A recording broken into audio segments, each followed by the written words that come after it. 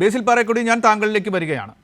ഇതാ നേരത്തെ ഇങ്ങനെ അവിടെ സ്വർണ്ണ കളവ് നടന്നു എന്ന വാർത്തകൾ വന്നു, സൂചനകൾ വന്നു, അത് തെളിയുന്ന നിലയിലേക്ക് പോയി. അപ്പോൾ അക്കാലത്തെ ദേവസ്വം ബോർഡ്, അതിനപ്പുറം മന്ത്രി, അതിനപ്പുറം മുഖ്യമന്ത്രി ഒക്കെ ആരോപണ വിധേയരാണ് എന്ന് പറഞ്ഞുകൊണ്ട് ഒരു പാർട്ടി സ്വർണം കട്ടു എന്ന ഒരു നിലപാടെടുത്തുകൊണ്ട് കോൺഗ്രസ് അടങ്ങുന്ന UDF നിലകൊണ്ടു. ആ നിലനിൽപ്പ് അത് അസാധുവായിരുന്നു. ഒരു അമ്പലത്തിൽ ഒരു കൊള്ള നടന്നാൽ കള്ളന്മാർ ശിക്ഷിക്കപ്പെടണം എന്ന് താങ്കൾ നേരത്തെ പറഞ്ഞ ആദരണീയമായ നിലപാടിനപ്പുറത്തേക്ക് പോയി കക്ഷി രാഷ്ട്രീയ പ്രചോദിതരായി നിങ്ങൾ പെരുമാറി.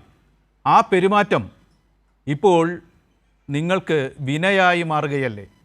നിങ്ങളുടെ UDFൻ്റെ ബോർഡ് ഭരിക്കുന്ന കാലത്തെ ഒരു കൃത്രിമം, ഈ കൊടിമര പ്രതിഷ്ഠ, പുനഃപ്രതിഷ്ഠ, അത് അന്വേഷിക്കുന്നിടത്തേക്ക് കാര്യങ്ങൾ എത്തിയപ്പോൾ അതേ യുക്തി നിങ്ങൾ സ്വീകരിക്കാൻ തയ്യാറുണ്ടോ? അന്ന് കളവ് നടന്നിട്ടുണ്ടെങ്കിൽ അന്നത്തെ ബോർഡ്, അതിനെ നിയോഗിച്ച രാഷ്ട്രീയ പ്രസ്ഥാനങ്ങൾ, അതിൻ്റെ നേതാക്കൾ, അന്നത്തെ മന്ത്രിമാർ, അന്നത്തെ മുഖ്യമന്ത്രി ഒക്കെ അതിന് ഉത്തരവാദികളാണ് എന്ന ഒരു നിലപാട് നിങ്ങളുണ്ടോ? നിങ്ങൾ അളന്ന അതേ നാഴി കൊണ്ട് നിങ്ങളെ അളക്കുന്ന ദിവസങ്ങൾ വന്നിരിക്കുന്നു എന്നല്ലേ ഇന്നത്തെ ഹൈക്കോടതി ദേവസ്വം ബെഞ്ചിൻ്റെ ഇടക്കാല റിപ്പോർട്ടിലൂടെ ഉണ്ടായിരിക്കുന്ന വസ്തുത? ഇനിയെങ്കിലും ആ കക്ഷി രാഷ്ട്രീയ നിലപാടുകളിൽ എന്തെങ്കിലും പുനഃപരിശോധിക്കാൻ കോൺഗ്രസ് തയ്യാറാകുമോ? UDF തയ്യാറാകുമോ? ബേസിൽ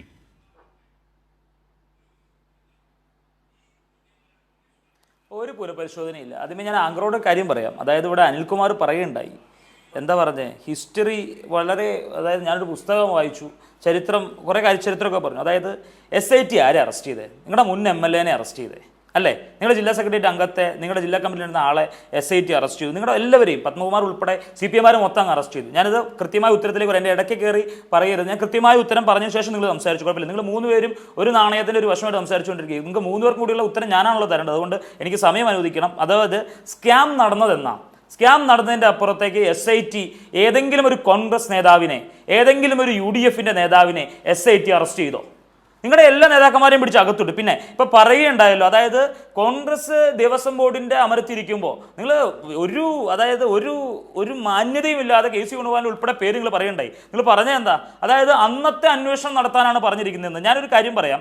ഹൈക്കോടതി ഒരു പീരീഡ് അതിൻ്റെ അകത്ത് ഹൈക്കോടതി മെൻഷൻ ചെയ്തിട്ടുണ്ട്. അതായത് ഹൈക്കോടതി ഈ പറയുന്ന ഇൻ്ററിം ഓർഡറിൽ, SITയുടെ ഇൻവെസ്റ്റിഗേഷനുമായി ബന്ധപ്പെട്ടുള്ള ഇൻ്ററിം ഓർഡറിൽ 12 പേജ് നിൽക്കുന്ന ഇൻ്ററിം ഓർഡറിൽ ഹൈക്കോടതി അതായത് 5th ക്ലോസ് ആയിട്ടൊരു കാര്യം പറയുന്നുണ്ട്. We note that the events leading to the registration of these 2 crimes span a period of 1998 to 2025. The investigation has been structured into 4 distinct phases. അതായത് ഈ പറയുന്ന 1998 മുതൽ 2025 വരെ. എന്നിട്ട് നിങ്ങളൊക്കെ പറയാം കോൺഗ്രസിന്റെ ഭരണകാലത്ത് അല്ലെങ്കിൽ കോൺഗ്രസ് ഇരിക്കുന്ന സമയത്ത്. വെറുതെ ഞാൻ പറഞ്ഞില്ലേ, എൻ്റെ അപ്പുറം ഇരിക്കുന്ന 2 പാനലിസ്റ്റുകൾ, 2 പേരും അഭിഭാഷകരാണ്, 2 പേരും പറഞ്ഞു വെറുതെ. നിങ്ങൾ 3 പേരും ചേർന്ന് എന്ത് ചെയ്യുക? പറഞ്ഞ് രാത്രിയെ പകലാക്കുന്നു, പകലിനെ രാത്രിയാക്കുന്നു. അത് ശരിയല്ല. ഞാൻ പറഞ്ഞില്ലേ, പൊളിറ്റിക്കലി നേരിടുന്ന കാര്യങ്ങൾ, അതായത് പൊളിറ്റിക്കലി ഞങ്ങൾ പറഞ്ഞ സ്റ്റേറ്റ്മെന്റ് നിങ്ങൾ മാറുന്നില്ല. ആരൊക്കെ ഇതിന്റെ പിൻബലം, ആരൊക്കെ ഇതിന്റെ ഒരു ദശാംശം ആരെങ്കിലും കൈപ്പറ്റിയിട്ടുണ്ടെങ്കിൽ ഒരു നേതാവിനെയും കോൺഗ്രസ് പ്രൊട്ടക്ട് ചെയ്യുന്നില്ല. ഇന്ന് CPMന്റെ മുൻ MLA ഉൾപ്പെടെയുള്ള ആളുകൾ അകത്തായപ്പോൾ കോൺഗ്രസിന്റെ ഏതെങ്കിലും നേതാവിനെ SIT പിടിച്ച് അകത്തിട്ടോ? 90 ദിവസം കൂടി ചാർജ് ഷീറ്റ് ഫയൽ ചെയ്യാണ്ട് ജാമ്യം കിട്ടി പുഷ്പം പോലെ എല്ലാവരും പുറത്തിറങ്ങി കഴിയുമ്പോൾ എന്നിട്ട് വർത്താനം പറയുന്നു. പിന്നെ അഡ്വക്കേറ്റ് അനിൽകുമാർ പറഞ്ഞൊരു വർത്താനമുണ്ട്, മുലപ്പാൽ വരെ തുപ്പിക്കുമത്രേ കോൺഗ്രസ്സുകാരെ. ഏതെങ്കിലും ഒരു കോൺഗ്രസ് നേതാവിനെ ഇതുമായി ബന്ധപ്പെട്ട് അറസ്റ്റ് ചെയ്യാൻ ഇതുവരെ സാധിച്ചോ? SIT എന്താ, സ്പെഷ്യൽ ഇൻവെസ്റ്റിഗേഷൻ ടീം, നിങ്ങളുടെ നേതൃത്വത്തിലിരിക്കുന്ന, നിങ്ങൾ കൺട്രോൾ ചെയ്യുന്ന SIT ഈ പറയുന്ന കാര്യത്തിൽ ഏതെങ്കിലും ഒരു കോൺഗ്രസ് നേതാവിനകത്ത്. പിന്നെ ഞങ്ങളുടെ മുലപ്പാലൊക്കെ കക്കിക്കുന്ന കാര്യം അവിടെ ഇരുന്നുകൊണ്ട് അനിൽകുമാർ പറയുകയുണ്ടായി. പിന്നെ നിങ്ങൾക്ക് കാര്യങ്ങൾ എളുപ്പമാണല്ലോ, നിങ്ങൾക്ക് ഇപ്പോൾ ജയിലിൽ പോയാലും ഇഷ്ടംപോലെ നല്ല ഭക്ഷണമൊക്കെ ഉണ്ട്. ദിവാരം പറഞ്ഞ പോലെ പിണറായി വിജയന് നല്ല മുന്തിയ മീൻ കൂട്ടി ഭക്ഷണം കഴിക്കണം. ഇപ്പോൾ ജയിലിൽ നല്ല മുന്തിയ ഇനം മീനും മട്ടനും ചിക്കനും ബീഫും ഒക്കെ ഉണ്ട്. അതുകൊണ്ട് നിങ്ങൾക്ക് സുഖമായിട്ട് ജയിലിൽ പോയിരുന്ന എല്ലാവർക്കും ഒരുമിച്ചിരുന്ന് ഉണ്ണാം. കോൺഗ്രസ്സുകാരെ അനിൽകുമാർ. മുലപ്പാൽ വയ്ക്കുന്നോ? അനിൽകുമാർ. ഞങ്ങളെ പൊളിറ്റിക്കലി ഞങ്ങൾ വളരെ മാന്യമായി ചർച്ചയിൽ വളരെ മാന്യമായി ഞാൻ പറഞ്ഞില്ലേ, ഒരാളെയും സംരക്ഷിക്കുന്ന നയം കോൺഗ്രസിനില്ല. ക്ലിയർ ആണ് ബേസിൽ. അദ്ദേഹത്തിന് അവസരം കൊടുക്കും. അനിൽകുമാർ ഉൾപ്പെടെ അകത്ത് പോയിട്ട് നിങ്ങളുടെ മുൻ MLA ഉൾപ്പെടെ അകത്ത് പോയിട്ട് നിങ്ങൾ അതിന് ന്യായീകരിച്ച് വർത്താനം പറയുന്നു. അതല്ലേ പറഞ്ഞത്? അത് പറഞ്ഞു അതിന് അദ്ദേഹം മറുപടി പറയട്ടെ. ഈ അന്വേഷണത്തെ സ്വാഗതം. നിങ്ങൾ പറയുന്നു കോൺഗ്രസ് ഭരണത്തിലല്ല, ഇന്ന് ഹൈക്കോടതി വെച്ചിരിക്കുന്ന ഇന്ററിം ഓർഡർ നിങ്ങൾ പുറത്തു വന്ന് പറഞ്ഞല്ലോ, 12 പേജുള്ള ഇന്ററിം ഓർഡർ. ആ ഇന്ററിം ഓർഡർ പറഞ്ഞിരിക്കുന്ന 1988 മുതലുള്ള കഥയാണ് പറഞ്ഞിരിക്കുന്നത്. അതങ്ങ് പറഞ്ഞല്ലോ, അതിന് അദ്ദേഹം മറുപടി പറയട്ടെ. കോൺഗ്രസ് വരച്ച സമയത്ത് മാത്രം അന്വേഷണം നടത്താൻ പറയുന്നത്. കോൺഗ്രസ് നിങ്ങൾ അങ്ങനെ വളച്ചൊടിക്കരുത്. എല്ലാവരും നിങ്ങൾ 3 പേരും കൂടി ഇപ്പൊ ഇരുന്നോണ്ട് ഇപ്പൊ പകലാന്ന് പറഞ്ഞു 3 പേരുടെ കാര്യം വിട്, ഞാൻ ഏകോപിപ്പിക്കുന്നേ ഉള്ളൂ.